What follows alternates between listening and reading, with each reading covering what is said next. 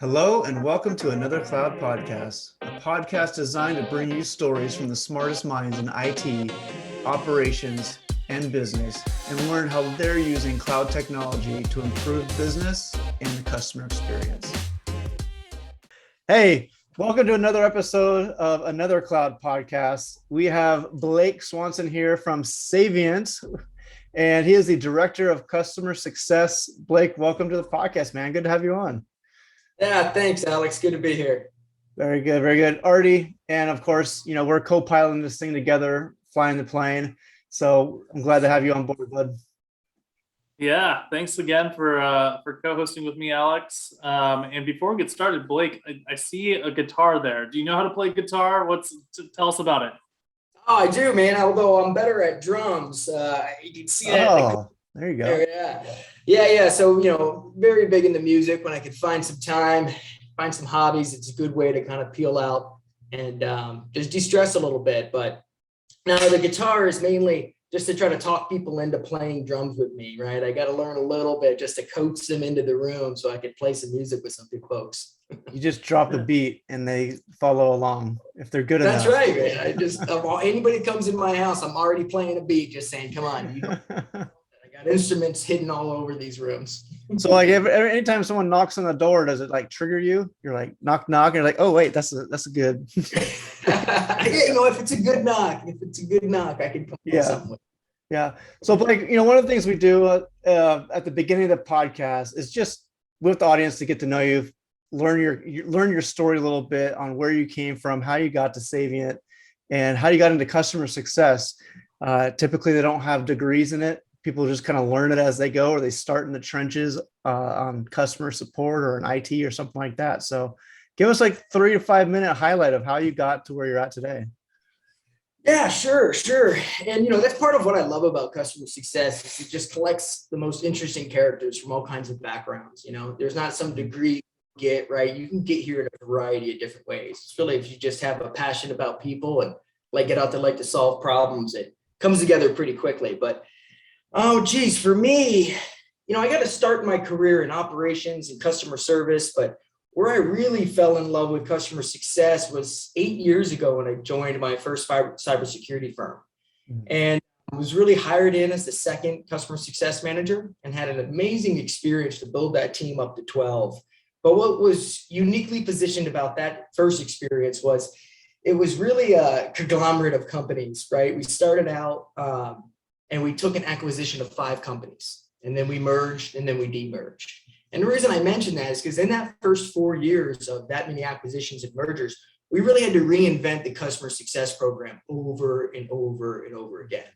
It was fun, but also a little frustrating as an individual contributor and then the one leading the team. But really, I look back to that experience as what really got me and keeps me excited about customer success. What I realized through every acquisition, every new product, every new company, the way you attack this, whether it be from a customer point of view or a product point of view or the size of customer, enterprise, commercial, right? However you dice it up, really changes. And your success planning and the way you approach those businesses really change based off of what you're selling and what you're trying to accomplish. So that first round with Core Security, which again was through this great K1 investment firm, that really tried to put a strong acquisition play. It was just a wealth of experience having to kind of reinvent the wheel each new customer set. But I think what really got me excited is I found the niche that, the constant problem solving, right? Being able to look at things from a point of view, show up with empathy. That's what really got me excited, got me to really stick around in customer success. But after that first 4 years, I really got my taste of building a team, putting in customer health metrics, advisory programs, really trying to draw on the data to become predictive. That's where I really found my next adventure in Savient, right? Really joined here to help scale and grow the same program. I think when I joined, we were around 5 or 6. Now we're up over 20 CSMs, just managing the region. So the growth has been exciting. I think, a big part of that next stage of my career was, in the beginning, you focused a lot on churn reduction and risk management, right? And really to get my customer base and the adoption into the right portfolio. On this next run with Savient, it's been way more about, I would say, the full customer life cycle, really trying to look at how to use customer success as a growth engine, not just something that's going to attack churn or attack adoption problems. Right. So really over the last 8 years, I've been focused in that area and kind of seen the full spectrum of what different customers and what different organizations will bring you. Yeah, let's drill into that a little bit more. Customer success is a very data-driven organization. You want to take a look at what people are saying about you, what your churn rate is, what adoption is, how are they using the product, to what capacity, things like that. So let's talk a little bit about how you organize that. Do you organize it? How you organize it? And for people who probably aren't there yet, what would you recommend for them to do? What's a good first step for them to kind of get their head around customer success? Well, absolutely. Well, data is a great place to start, right? I mean, I think the whole thing you're trying to get to is how do I turn insights into action? Whether that's an actual data point, whether that's something your customer success manager just knows, or it's something you've learned recently in a meeting, right? How do you take this information and action it? That's what changes customer success from a reactive area, reaction, churn fighting, firefighting approach to really making it a growth engine and really pushing out revenue and expansion and adoption and really changing the way that you manage the life cycle. But I think data is a great place to start. I think any organization, if you're coming in a new customer success role, you got to know what your best customers look like. You got to know what your worst customers look like. You need to get out there and collect information. If you don't have a health program, you need to put a basic one in place so you really could start to look at your stuff from a regional standpoint. Understand the health by stage, by revenue, by focus, right? If it's really about segmenting with as much data points as you can as early as you can. If you don't know where to start, just start with revenue, right? Just start with your high revenue and go back. If you have more complex data points, then you can really start to look at a variety of different things, whether it be adoption, expansion potential, upcoming renewals. And I think it all starts with that data and the amount you can get. I think depending on where you're at in your company, how clean and how seriously you take data hygiene, if you're at a good place, then that's when you could start looking at customer success tools like Gainsight and a variety of other ones out there. Because if you have the right information, you have the right connections, you can really empower an engine to do it for you. But I wouldn't wait for that. I think it's so important to dig into the information you have, even if you have zero, start calling the customers that had the best and worst story and documenting it yourself. It's, I've seen too many people false start off of no data where they really should have just picked up the phone and started tracking it. Yeah. And do you guys have any of those tools today, like a Gainsight or something similar, or are you guys doing it all back of the napkin, Excel formulas or a CSM, something like a Salesforce? How do you manage that today? Oh man, yeah. Well, geez, for today, Savient has every great tool, under the cloud, I should say, right? So we have access to a lot. I mean, for me, I've used Tatango in the past. I haven't used Gainsight yet. For us right now, we're managing a lot of it through Salesforce and a couple other back-end tools. But as far as diving into a Gainsight, again, I love that company. Nick Menta is just like the godfather of customer success, right? Mm-hmm. For me, you have to really have some strong quantitative data points to get what you need out of that tool, right? In the cybersecurity, realm that I work in, a lot of times I can't use those data points or actually map an API from our product to a tool like that to really get some of that benefits of the risk framework that those tools come with, and the robust workflows and plays that you can really manage through them. Why I love that software and I really like working with it. I've implemented several of it, but I think for us, we're not really at a point now where we really have the outputs coming from a variety of different apps to kind of give us the full story through a tool like that. I think a lot of ours is relationship based, right? It's qualitative. It's based off of relationship based information that we're gathering through our different governance and cadence build.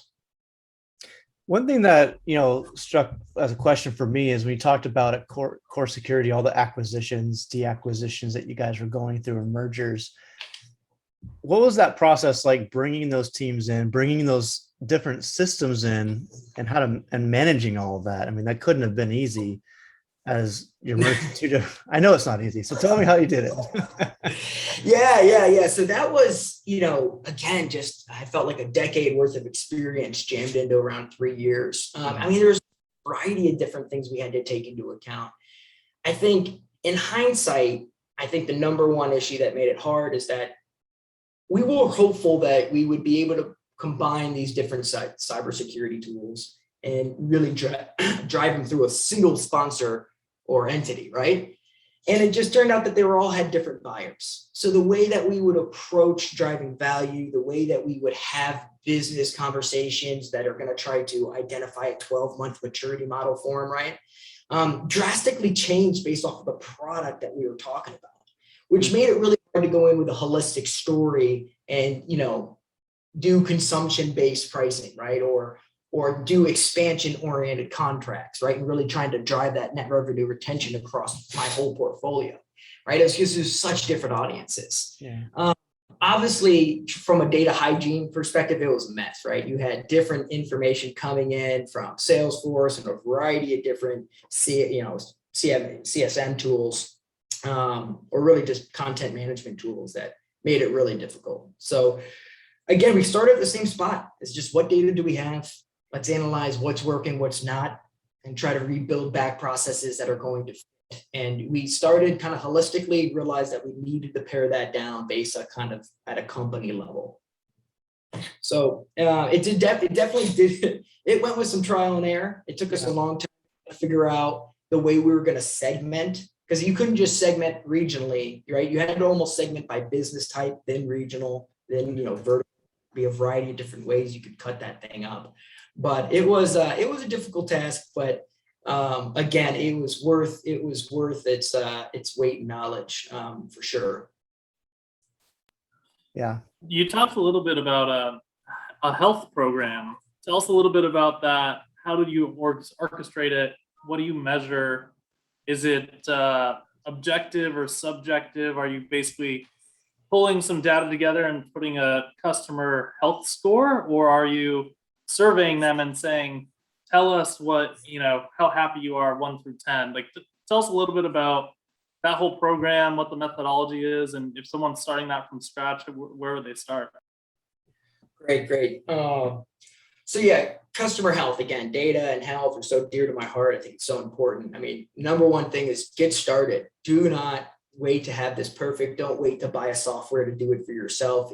Put a simple stoplight, red, yellow, green health in tomorrow if you don't have one, right? Because you got to start understanding it at a national or global level, depending on your customers. But yeah, similarly here at Savient, again, we've just on such a fast moving train, right? I mean, we started as a product company in 2015 and have just skyrocketed like a 1.3 billion valuation quickly. So when I got here, the customer health program was a little basic, right? It was just that kind of stoplight mentality. What we're doing as far as how we output a health score today, again, it is very qualitative based, right? It's based off of our CSM's engagements, professional services engagements. We do the same surveys as everybody else, right? Net scores, CSAT, and take those into account as well. But a majority of the way we're managing it is really, again, through Salesforce and against the risk framework. So we actually break it down to 5 categories. We actually have blue, green, yellow, amber, red. And we expand it a little bit because what we like to show is, your red is revenues at risk and your blue is this is referenceable, right? We felt that there needed to be extra categories to talk about the depth of risk or reward, right? And really try to segment not only who's at risk, but also who's at growth potential. Because we want to develop plays that are going to manage both sides of the outcomes, right? We obviously want to attack our red, amber, and yellow customers and ensure that we're putting the right kind of mitigation plays.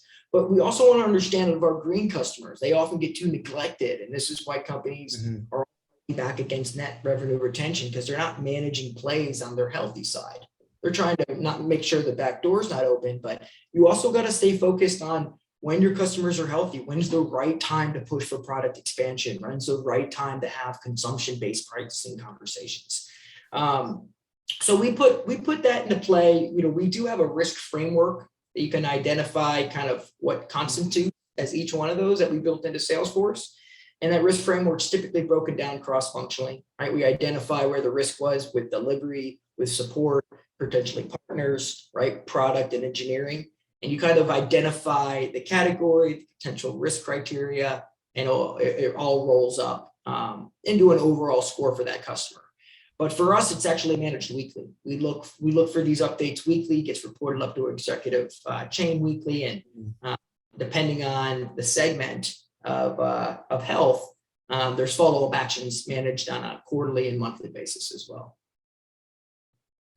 That's great. And since we're talking about Savient, some of the things you're doing over there, give us a quick background. Like, what does Savient do? What are the main product lines, and how does support work with success, and clients and customers coming in to get what they need? Absolutely. I mean, just very broadly, Savient is an information and governance cybersecurity firm, right? So we focus on governance, administration, certifications, basically all the things to reduce the risk of an organization, as well as increase the business efficiency, right? Mm-hmm. So new people coming on, you want to make sure they got the right access to the right stuff at the right time, right? When you look at a lot of the breaches, whether it be Target or Equifax or a variety of things that you see in the news, right? It all comes down to an individual, right, being compromised. It was somebody's access that got elevated and they pivoted across the right organization. Mm-hmm. Or it was, an individual that got hacked, off of his personal profile that led them to a poor password and got them into the organization crown jewels, right? So what Savient and a lot of the industries realized is identity is the new perimeter. So it's all about protecting the people in the organization, and that's really where we focus as Savient.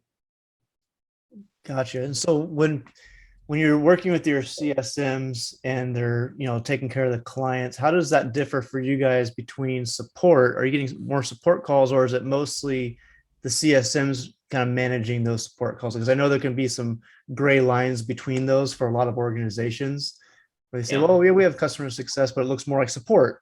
And sometimes support looks more like success. So like, how do you guys define that? And how does that look for you guys?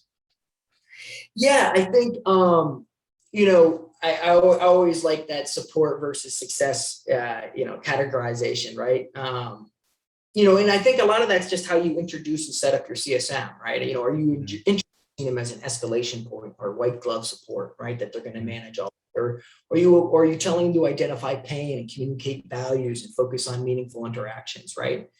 So with Savient and, our product set, it's pretty interesting, right? So the world of governance and IAM is complex, right? These are complicated products. These are complicated solutions. It's not even a product, right? This is a program that comes organizing. And a lot of times there's multiple products in that program. So the CSM's role is way more consultative than it is supportive, right? Obviously, we have our queues, customers open up tickets. They get worked through those tickets, right? It's either a defect, it's either an enhancement, or it's just a break fix scenario, right? We have teams of support that are managing that entire queue. I think for success's role, at this level, it's like I said, it's a complex product. You need the right people working at the right problem at the right time, right? If you don't, it could delay weeks, right? These products don't go in a matter of days. You don't buy it tomorrow. It's in the next day. This could take 3-4 months to put in end to end because they are that complex, right? In some scenarios, even longer. So it's more about the CSM understanding the bigger picture. Now, if support is the problem, maybe there are tickets, they need to hyper focus there. They'll dive in there and they'll drive a plan to get rid of any backlog and kind of smooth out the operational rigor that needs to be in place. But it's not necessarily their role to just kind of attack all the tickets, right? We expect internal organization to establish their own credibility. Where I want my CSM's focus is on that top line. What's business critical? What's a blocker? What's going to stop the project, right? What's going to hurt us, long-term or short-term? And it's more about managing the day-to-day with the right business context than it is any single issue or problem. Gotcha. I'm gonna pivot a little bit and ask a question around the pandemic and COVID, and a lot of us are working from home, and a lot of us had to pivot huge workforces to work from home, and cybersecurity is a important piece of that. How did it affect your team? Was there more inbound requests? Were passive customers becoming less passive and more engaged with your organization because they knew they had to lean into cybersecurity and protect their employees and protect their assets? So tell us a little bit about how that changed in 2020, and then has it normalized? Has it gotten back to what pre-pandemic, or is it still in that hyper mode that started in March 2020? Oh man, yeah, geez. I mean, the pandemic was crazy for everybody. I think, if you're in technology and specifically cybersecurity, we're just thankful that those aren't things that can go away, right? So we were busy and actually have had explosive growth throughout this. Obviously with, like I talked about with the identities and the risk of individuals, right? When you go from a company like, a car dealership or a rental car company, and you take a business that's typically physical and you put it digital, right? There's a huge amount of risk that's associated with that. You've got all kinds of workers with a laptop and at home, going through unsecured Wi-Fi and a variety of other different things that really complicates an organization's, risk landscape. I think, depending on the organization and the industry, it hits harder, right? If you're really an organization that's, for manufacturing and you're not used to this, it really changed the game for you. So you did have to invest there. So we really did see a good bit of sales growth. As far as, my team goes and just individually, again, working in SaaS, working in tech, I've been at home for the last 6 years anyway. There's offices I can go into, but a variety of myself and my team, we're all remote. Right. I mean, we live on the road for the most part. But again, that's kind of been another silver lining, right? I think everybody in customer success realized you don't really have to travel like a sales guy, right? You got to travel for meaningful reasons, right? Let's make sure there's really some value that's going to come out of this face to face. I mean, obviously, meeting face to face and getting in person, does wonders for relationships, right? I always say, go meet your customer because it's harder to yell at you if they've shook your hand in person, right? No, but I think that it's created, a pretty cool world for us to engage in a lot of more interactive ways on a daily basis, right? I think a lot of times we use in-person travel as a crux. I haven't really met them. I haven't really got the right engagement. I need to go fly out there.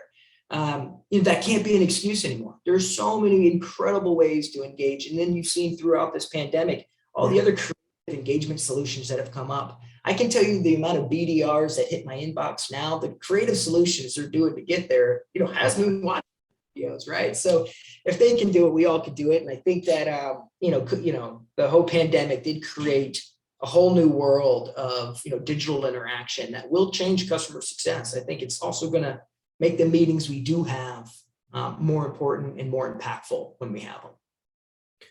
Yeah, customer success, just I guess the industry, or at least the coin term customer success.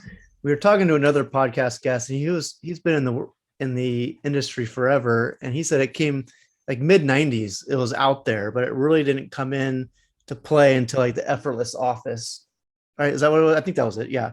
That book came out and really solidified it back in like the early 2000s. Like, where have you seen it in your career? Like how it's evolved and just the view of customer success and what it used to be to what it is now, like maybe where you see it going over the next 5 years? Yeah. So yeah, again, I think the evolution of customer success has been crazy, right? I mean, you always get that question, like, what is this? That's not key account management? Isn't it the same thing IBM was doing in key account management 50 years ago? It's, well, not exactly, right? Mm-hmm. I mean, I think fundamentally, the reason why it's obviously changed and ramped into its own category, right, is the difference between perpetual and SaaS, right? It's, every customer is a new customer. It's a subscription, right? Back in the day when you would sell and you'd make 90% of your lifetime value out of that customer up front, the need to manage them after the fact is not so important, right?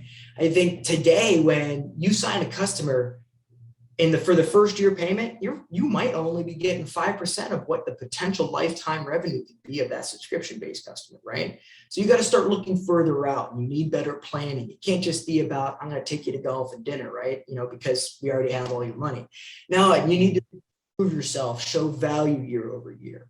And I think that's just originally kind of been the cultivation of kind of key account management at customer success. But I think what we've seen over the last decade even more is leveraging it as a growth engine, as a revenue generator, right? Customer success driven growth.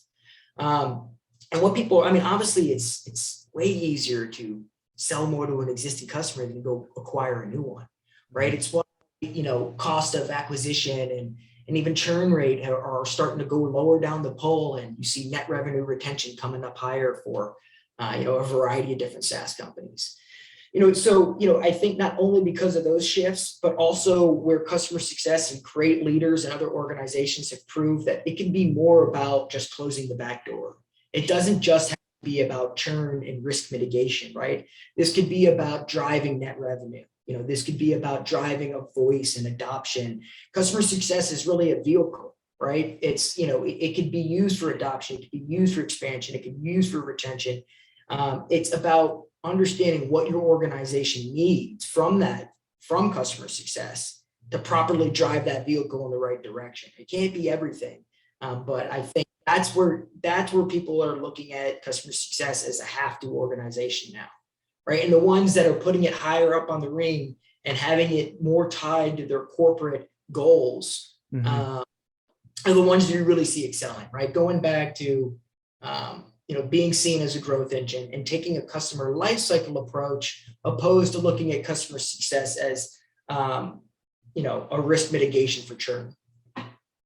Yeah, those are great points. And I imagine as you've gone through your career, it's your framework has evolved and your thoughts have evolved in the blueprint for how you look at it, because it is just more than net revenue retention, or it is more than just closing the back doors, so many things. And I think coming from the leadership side and the executive team really has to understand what they want from it and how they want to craft it and how they, push that vision down to you and your team. Yeah, no, absolutely. I think that, if the company thinks churn's a customer success problem, that's a really tough place to be, right? Churn is a company problem. Most of the time you need to solve something in product, to be honest, but, but I think it's exactly that. Not only having that top-down leadership, but looking at customer success as an organizational function. And, quite frankly, it's more than that too. It's a culture, it's an attitude, right? It needs to live and breathe throughout your organization. And you need to, every organizational or cross-functional leader needs to understand their stake in it and how to control it, right? Revenue is thought of, right? Whether you're in professional services or you're in support or you're in sales, right? Everybody thinks about revenue. Everybody says, oh, this is my margin I need to keep, or this is the number I need to hit, right?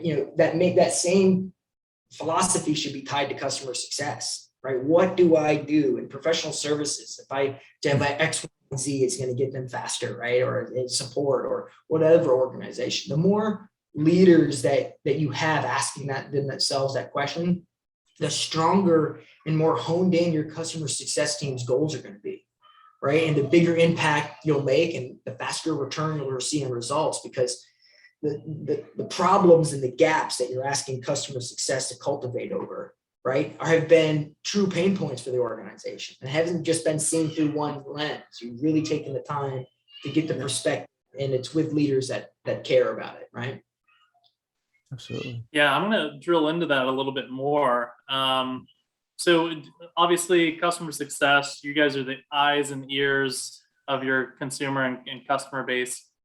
And oftentimes you have a great outlet to get some product feedback. What a part of product is awesome, what sucks, where are the gaps, where are the bugs. So how do you bridge that gap between your internal teams, your team, and maybe even the product development team? What do? Do you bring in user groups? Do you have a sense of community? Do people upvote, downvote new ideas? How do you organize that information and then deliver it over to product? Yep. And that's such a key point, right? I mean, it's often something that's lost in customer success is that we're the advocate of the customers.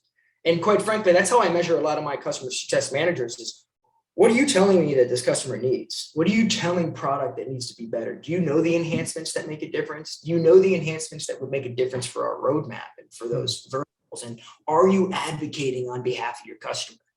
So, I think that's so important. And then also I keep talking about net revenue retention, but also ways that you'll see, I think product-led growth is going to be something that you really start to see, something that Dropbox did a couple of years ago, where they basically just gave it to everybody for free, said, hey, check out this product. And then, you're roped in, right? Mm-hmm. This product growth where they're going to really come out and capture, I think is going to be a topic of the future that you're going to start to see more and more companies do.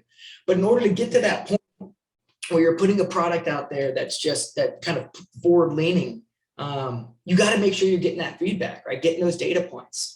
For us, it's a constant conversation. I think that for us, we expect product people to be joining our MBRs with our customer success managers, making sure there's active discussion there. A lot of that's more driven around maturity modeling and what they want to achieve.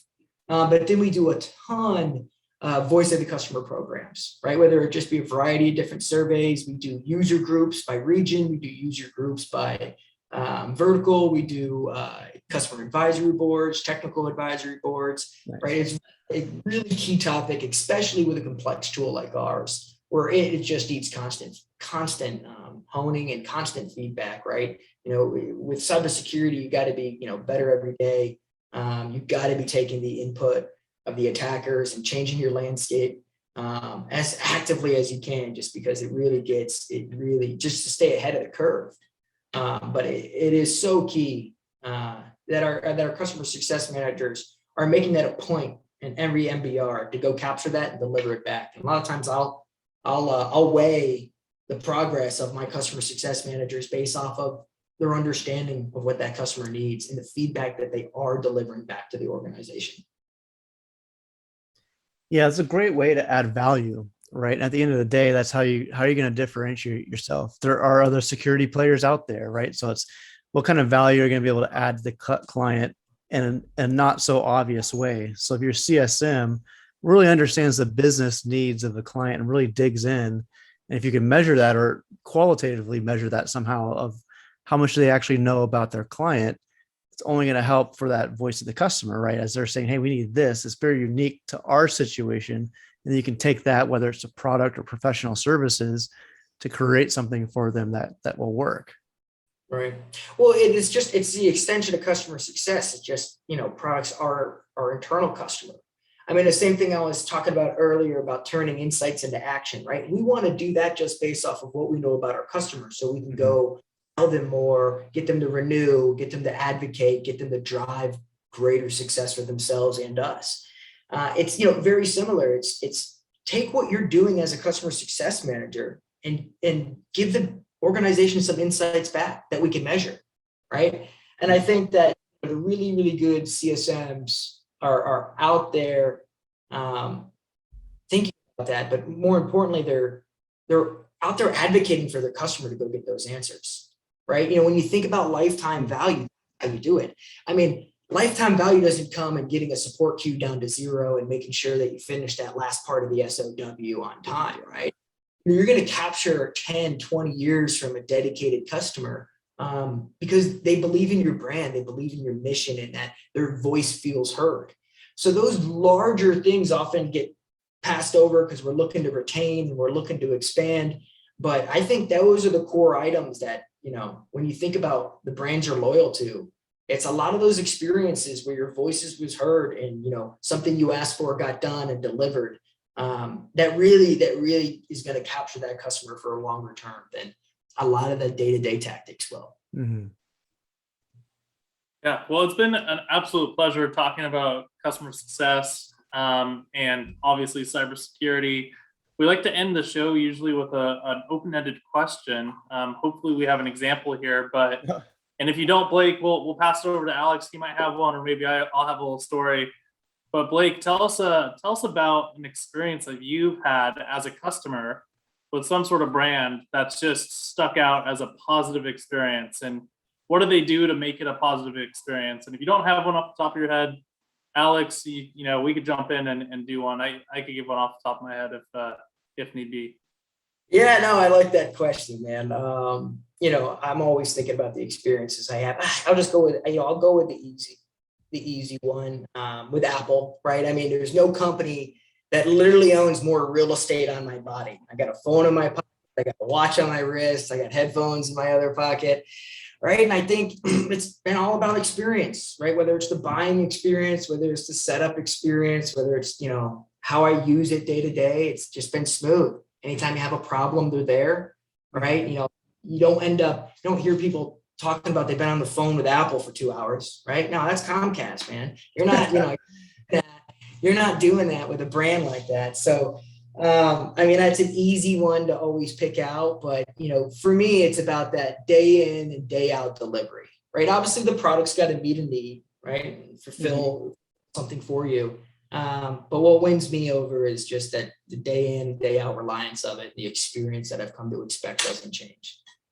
Yeah. And what's Awesome. interesting about that is they've changed our expectations, right? So well without us even knowing it. And now it's like when we go to other places of business and they don't have that, it brings them down several notches because it's all out there. The technology is there to do all these things, to have a great customer experience, great customer, CSMs or whatever it might be. But absolutely, I laugh at about Apple and Amazon and all these just conglomerates that have really changed the game for all their competitors. And so they got to play catch up. I don't know if you remember, but back in the day, I remember having an iPhone. It's like an iPhone 3G. It's one of the original ones. And I wanted to upgrade to, I think it was the 4 or the 5. I can't remember. And I held out as long as humanly possible because I knew migrating to a new phone, even back then, was going to be hard. And you had to plug it in, download all your apps to iTunes, on a computer, and then plug it in again. And there was no cloud per se, but man, they have really made it super easy. I lost my phone on a vacation once and didn't even have it for the plane ride back, which was terrifying, by the way. Not having a phone while you're traveling is the worst experience ever. But once we got to LA, I went to the closest Verizon store, picked up a new phone, and within 10 minutes, everything was restored from the cloud. And I was like, this is amazing. This is probably the best experience I've ever had. And it just takes your stress level from oh my God, I don't even have I had to print out the boarding pass up at the gate to get on the plane, which, when was the last time we did that? To okay, I've got my calendar for the next week. I know who to call and when, and, maybe do some work emails. It was a great experience. No, I'll say the last thing. I know we're going to end, but no, if you're looking to figure out how to do a no-touch CSM model or a digital CSM model, go look at Apple. That Genius Bar is basically a customer success team that they piloted years ago, right? It's, I think what they do from a low-touch perspective is insane. You feel like you have a customer success manager, but they don't have a team of them, right? It's just a way they do it through the different touch methods, technically, digitally, whatever they do. It's impressive. they got me bought up, that's for sure. Yeah, I know exactly what you're talking about. I've got the watch too, and I left my phone at home. And we recently moved into the Nashville area, so we don't know our way around. It's I can make it. And there's all this traffic from a 5K run on Labor Day. I'm like, well, I'm not going to sit in this traffic. So I try to go a roundabout way. I get lost. I'm calling my wife saying, hey, I'm over here on this cross street. Guide me home. So she's telling me how to get home. And pretty funny, man. It's like Dick Tracy back in the day of the comic books. That's great, man. Blake, man, pleasure having you on. Thanks for jumping in, and love that you're jamming on the drums. And show us the shirt so we all can see it really quick. Oh yeah, and let the customers handle it. Absolutely, right? Yeah. But again, thanks for jumping on, Artie. Of course, good having you, bud. Absolutely. Thanks, Blake, and thanks, Alex, for being the co-pilot today. You got it. Yeah, thanks, Artie. Thanks, Alex. This was great. You got it. Thanks. Well, that wraps up the show for today. Thanks for joining, and don't forget to join us next week as we bring another guest in to talk about the trends around cloud contact center and customer experience. Also, you can find us at adleradvisors.com, LinkedIn, or your favorite podcast platform. We'll see you next week on another Cloud Podcast.